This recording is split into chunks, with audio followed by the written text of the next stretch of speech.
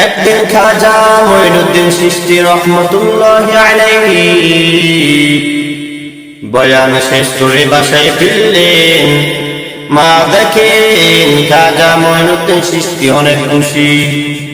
মা জিজ্ঞেস করলেন, বাবা আজকে তুমি এত খুশি কেন? খাজা মঈনুদ্দিন চিশতি রহমতুল্লাহ আলাইহি বলেন, মা আমি এক জায়গায় বয়ান করার জন্য গেলাম।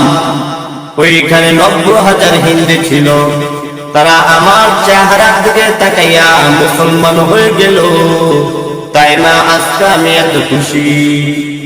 মা বললেন, বাবা তোমার খুশি হওয়ার কোনো কারণ নাই, এটা তো একমাত্র মায়ের অবদান। খাজা মঈনুদ্দিন চিশতি রহমতুল্লাহ আলাইহি বললেন, মা আপনার কিসের অবদান?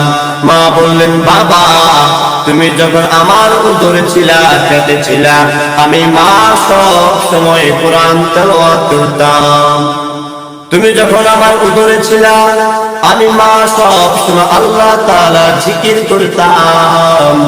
তুমি যখন আমার পেটে ছিলা, আমি মা কখনো মিথ্যা কথা বলি নাই। তুমি যখন আমার পেটে ছিলা, আমি মা কখনো কারো গীবত শিকায়ত করি নাই। তুমি যখন দুনিয়াতে আসতো, যেদিন তুমি জন্মগ্রহণ করেছো, আমি মা তোমাকে সব সময় উজু করে দুধ পান করাতাম।